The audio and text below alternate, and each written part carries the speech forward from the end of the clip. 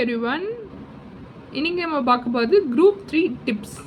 Final படிக்கிற student, அதாவது என்னோடய சப்ஸ்கிரைபர் வந்து இது கேட்டிருந்தாங்க. குரூப் 3 டிப்ஸ் சொல்லுங்க அப்படின்னு சொல்லி கேட்டிருந்தாங்க. சரி, அவங்களுக்காக தான். எல்லோரும் கேட்டுக்கோங்க. என்னென்னலாம் பண்ணலாம். இப்போது குரூப் 3ல என்னென்ன சப்ஜெக்ட் இருக்கும்? டைரக்ட் டாக்ஸேஷன் இருக்கும், கார்ப்பரேட் லா இருக்கும், SCM, SFM, strategic cost manager, strategic financial management. So என்னோட அட்வைஸ் என்னென்னா, எல்லாத்துக்குமே ஒரு செப்பரேட் நோட் வச்சுக்கோங்க. டைரக்ட் டேக்ஸ்க்கு ஒரு நோட்டு, லாக்கு ஒரு நோட்டு, எஸ்சிஎம் எஸ்எஃப்எம்க்கு ஒரு நோட், அந்த மாதிரி செப்பரேட்டாக நீங்கள் ஒரு நோட் வச்சுக்கோங்க. புக் மெட்டீரியல் வச்சுக்கோங்க, ஸ்டடி மெட்டீரியல் ப்ளஸ் உங்களோட ஒரு நோட். எல்லாத்துக்குமே டைரக்ட் மெட்டீரியல்லாம் நீங்கள் வந்து என்ன பண்ணுங்கள், நீங்களே வந்து அந்த செக்ஷன்ஸ் ஃபைனல் லெவல்லாம் எடுத்துக்கிட்டோன்னா குரூப் 3 ஃபைனல் இல்லையா? ஸோ சிஎம்ஏ ஃபைனல் எடுத்துட்டோம், ஃபுல்லாக அட்வான்ஸ்டாக போயிடும். ஸோ அப்போ நீங்கள் என்ன பண்ணுங்கள், என்ன இப்போ ஒரு கான்செப்ட் நம்ம படிக்கிறோன்னா அதில் என்னென்னலாம் வருது. இப்போ டிடிஎஸ் படிக்கிறோன்னா டிடிஎஸ் ஒரு கான்செப்ட்ஸ் இருக்கும், சம் இருக்கும், கான்செப்ட் இருக்கும், சம் இருக்கும், அந்த மாதிரி இருக்கும் இல்லையா? ஸோ நீங்கள் என்ன பண்ணலாம், எக்ஸாம் டைமில் படிக்கிறதுக்கு நீங்கள் வந்து படிக்கும் போதே வந்து டிடிஎஸோட என்னென்ன செக்ஷன்ஸ்லாம் இருக்குது அப்படின்னு சொல்லிட்டு ஒரு நோட்டில் எழுதி வச்சுக்கோங்க. அந்த மாதிரி ஒவ்வொரு கான்செப்ட்டுமே வந்து செக்ஷன் என்னென்னலாம் இருக்குது, அதோட ப்ரொவிஷன்ஸ் என்னென்னலாம் சொல்லுது அப்படின்னு சொல்லிட்டு நீங்கள் ஒவ்வொரு கான்செப்ட்டுக்குமே நீங்கள் வந்து நோட்டில் வந்து மெயின்டைன் பண்ணிட்டே வாங்க. புதுசாக அமெண்ட்மெண்ட்ஸ் வந்துச்சு அப்படின்னா அந்த அமெண்ட்மெண்ட்ஸும் அந்த நோட்டில், இந்த மாதிரி நிறைய விஷயங்கள் வந்து செக்ஷன்ஸ் என்ன, அதோட ப்ரொவிஷன்ஸ் என்ன, அதோட பர்சன்டேஜ் என்ன, எல்லாமே ஒரு நோட் போட்டு மெயின்டைன் பண்ணி வச்சிட்டிங்கன்னா எக்ஸாம் டைம்லேயே நீங்கள் படிக்கும்போது வந்து உங்களுக்கு யூஸ்ஃபுல்லாக இருக்கும். ஃபுல்லாகவே அப்போது நம்ம படிக்க முடியாது இல்லையா? ஸோ எக்ஸாம் டைமில் படிக்கிறதுக்கு ரிவிஷன் பண்ணும்போது வந்து படிக்கணும். நம்ம எல்லாமே ரிவிஷன் பண்ணால் தான் நம்ம கரெக்டாக எழுத முடியும். இவன் தான் நம்ம கான்செப்ட்ஸுவல் நாலேஜ் இருக்கும்.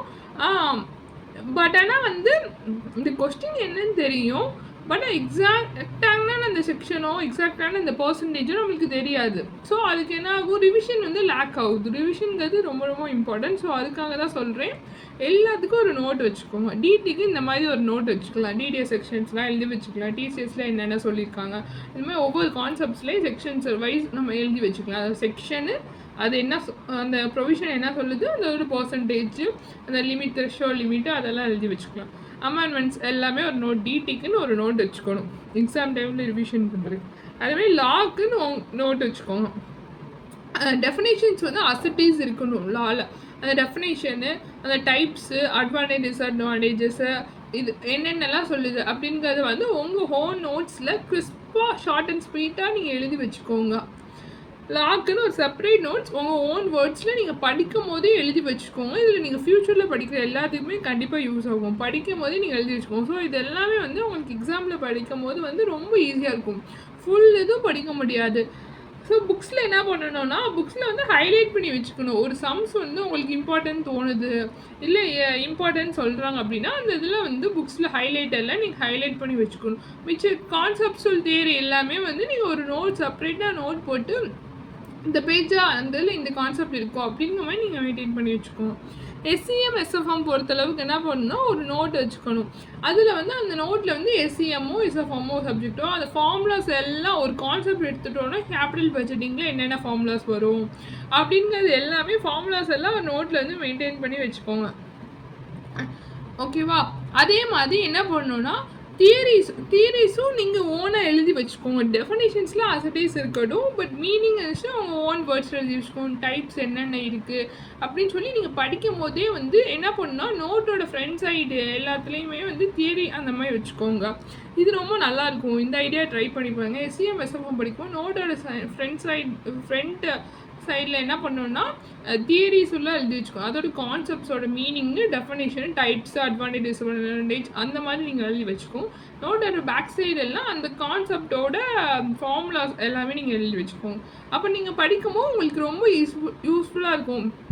அந்த 1 நோட்டோ இந்த 2 நோட்டோ நீங்கள் படிச்சுட்டு ஈஸியாக எக்ஸாம்ஸ்க்கு எழுதுகிற மாதிரி இருக்கும். ஸோ எக்ஸாம் டைமில் ரிவிஷன் பண்ணுறதுக்கு பத்தாது. ஸோ அதனால் சொல்கிறேன், சம்ஸாக இருந்துச்சுன்னா நீங்கள் புக்கில் வந்து நீங்கள் மார்க் பண்ணி வச்சுக்கோங்க.